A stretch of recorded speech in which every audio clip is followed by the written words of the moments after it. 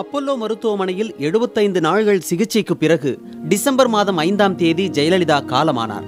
அவரது மறைவுக்கு பிறகு அதிமுகவிலும் ஆட்சி அதிகாரத்திலும் அடுத்தடுத்து பல்வேறு திருப்பங்கள் அரங்கேறின.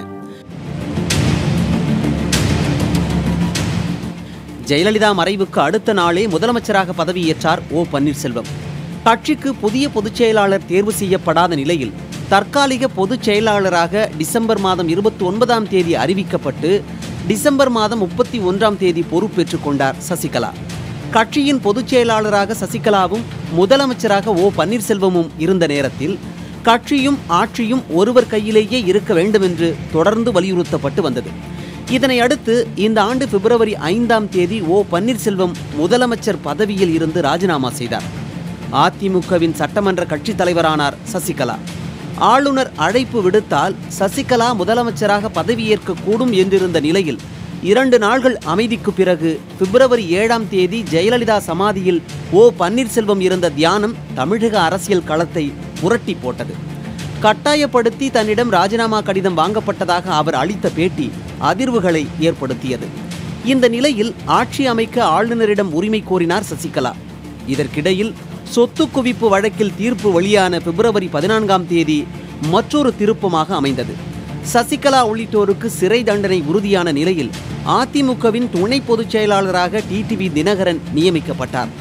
பிப்ரவரி 17ஆம் தேதி சசிகலா அணியில் இருந்து எடப்பாடி பழனிசாமி முதலமைச்சராக பொறுப்பேற்றார். இதைத் தொடர்ந்து சசிகலா அணி ஓபிஎஸ் அணி என பிளவு நீடிக்க அப்போது வந்த ஆர்கே நகர் இடைத்தேர்தலில் இரட்டை இலை சின்னத்திற்கு 2 அணிகளும் உரிமை கோரின. இதில் சின்னத்தை முடக்கி தேர்தல் ஆணையம் தீர்ப்பளித்தது. அடுத்த பின்னடைவாக வாக்காளருக்கு பண விநியோகம் செய்த புகாரில் ஆர்கே நகர் இடைத்தேர்தல் ரத்து செய்யப்பட்டது. சசிகலா குடும்பத்தினர் கட்சியிலிருந்து ஒதுக்கி வைக்கப்பட வேண்டும் என்று ஓபிஎஸ் அணி கோரிக்கை விடுத்திருந்த நிலையில் கட்சியில் இருந்து விலகி இருக்கப் போவதாக டிடிவி தினகரன் அறிவித்தது அடுத்த திருப்பமாக பார்க்கப்படுகிறது.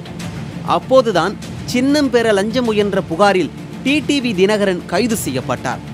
ஏப்ரல் 27ஆம் தேதி தொடங்கி அதிமுகவின் 2 அணிகளின் இணைப்பு தொடர்பாக அதிகாரப்பூர்வமற்ற பேச்சுவார்த்தைகள் தொடங்கின.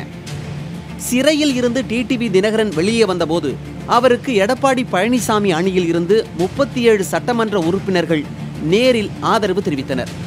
அணிகள் இணைய 60 நாள்கள் அவகாசம் முடிந்த நிலையில் புதிய நிர்வாகிகள் பட்டியலை வெளியிட்ட டிடிவி தினகரன் இனி கட்சியை வழிநடத்த வேண்டிய கடமையும் நாடாளுமன்ற தேர்தலில் கட்சியை வெற்றி பெற வைக்க வேண்டிய பொறுப்பும் தமக்கே இருப்பதாக அறிவித்தார். மேலும் வரும் 14ஆம் தேதி முதல் மாவட்டந்தோறும் பொதுக்கூட்டங்கள் நடத்தப் போவதாகவும் அவர் அறிவித்துள்ளார்.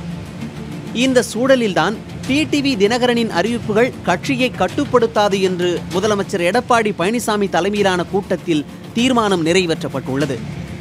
2011ஆம் ஆண்டு கட்சியில் இருந்து நீக்கப்பட்ட டிடிவி தினகரன் 2017இல் துணை பொதுச் செயலாளராக நியமிக்கப்பட்டது செல்லாது என்றும் கூறப்பட்டுள்ளது.